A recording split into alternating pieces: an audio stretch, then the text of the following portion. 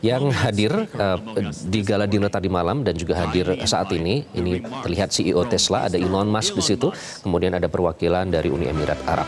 Yang hadir tadi malam, beberapa di antaranya adalah Perdana Menteri Tajikistan, Kohir Rasulzoda, kemudian mantan Presiden Hungaria, Janus Aderdán, dan beberapa tamu lain di antaranya. Namun kita akan mendengarkan terlebih dahulu speech yang akan disampaikan oleh CEO dari Tesla, Elon Musk. Well, I must say I'm very impressed with this. This meeting room is amazing. I feel like I'm in a waterfall. It's really lovely here, and that was incredible performance. So I must say I'm quite delighted to be here this morning talking to you and to experience this wonderful event and everything that Indonesia has to offer. It's amazing being here in Bali in Indonesia. So, hopefully everyone saw the mangrove forests because those are very impressive. It's several 100,000 acres of mangroves that I think have been replanted, if I recall correctly.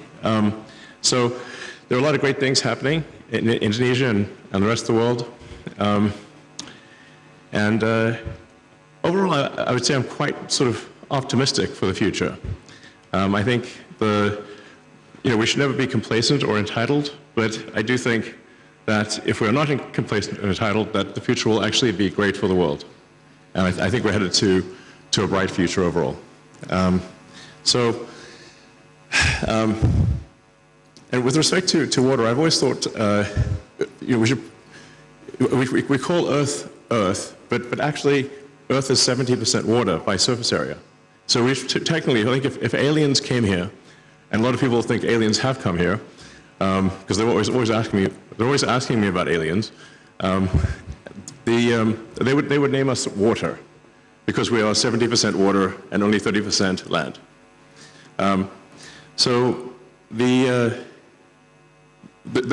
What that means is the potential for solving any given water issue is extremely good because there is so much water. There's obviously desalination required at times and the transport of water, but desalination, as I think most people know, has become very inexpensive and so really the availability of fresh water is simply about energy and transport. So that's, when I talk to even very well-read, very smart people in the United States, they will often think, well, the water crisis is unsolvable. But in fact, it is very solvable. With our continuing breakthroughs in the efficiency of desalination, and anyway, I think we've got a great water future ahead of us, and I think a great sustainable energy future ahead of us. Yes.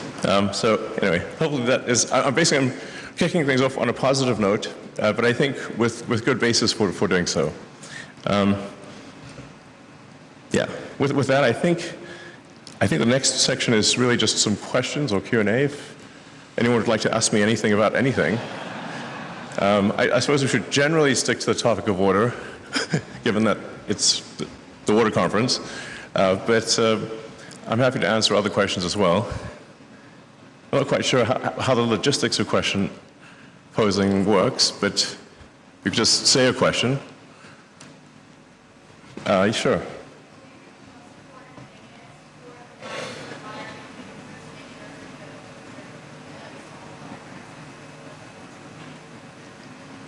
If I heard correctly, what is the most important thing for solving the water crisis? Okay. Well, the exact solution will vary depending upon country and even region within a country.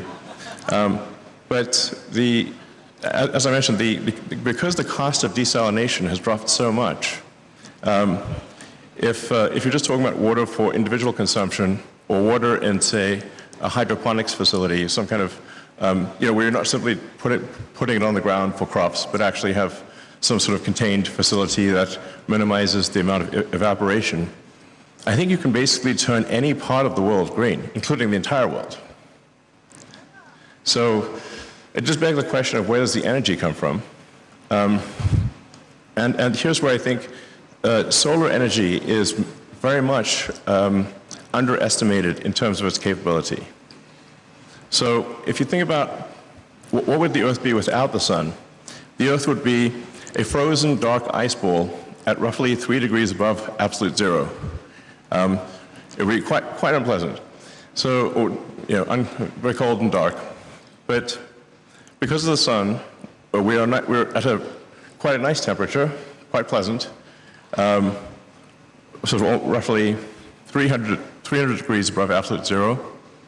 And the sun powers almost the entire ecosystem is solar powered. When you say well, how much land would it take to generate electricity?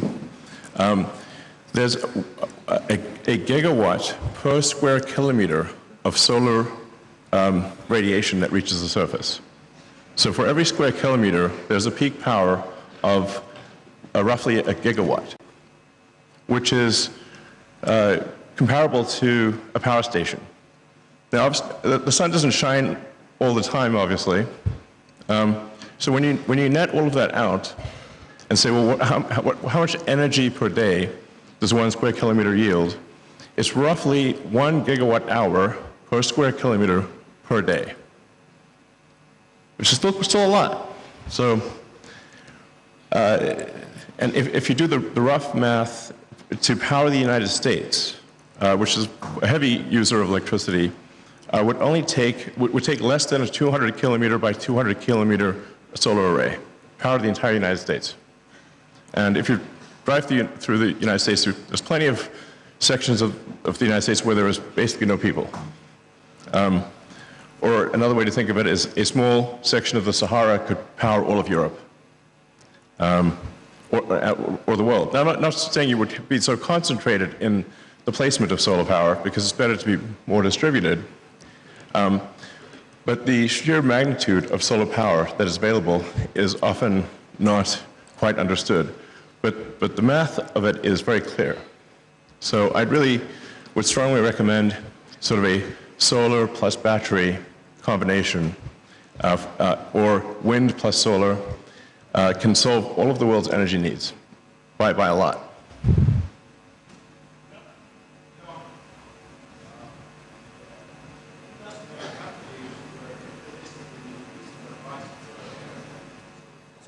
Baik, dan ini adalah momentum pada saat CEO dari Tesla Motors, yakni Elon Musk, menjawab pertanyaan dari delegasi yang hadir di opening ceremony World Water Forum.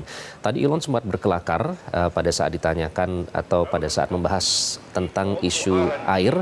Ia menyatakan justru kedatangannya ke World Water Forum ini adalah untuk mengetahui soal permasalahan air di dunia. Ia mengakui pada saat kemarin disambut oleh Menko Marves Luhut Binsar Panjaitan bahwa ia tidak tahu banyak tentang air. Oleh karena itu dia mengaku akan menjawab sebisanya pada saat delegasi yang hadir di World Water Forum ini menanyakan kepada Elon terkait dengan permasalahan air.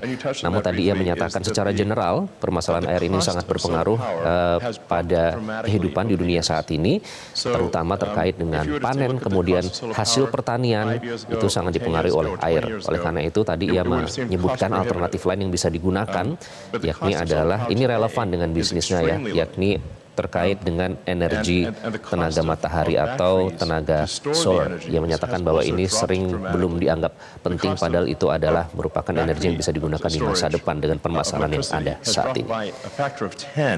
In the past 5 years.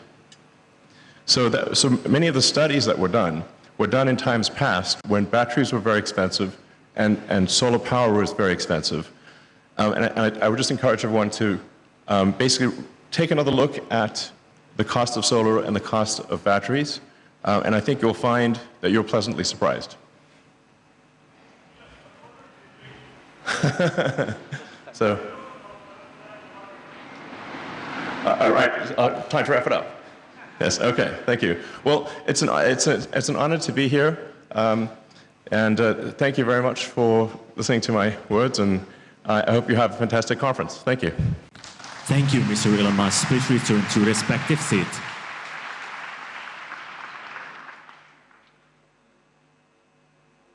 Jelajahi cara baru mendapatkan informasi. Download MetroTV ke-10 sekarang.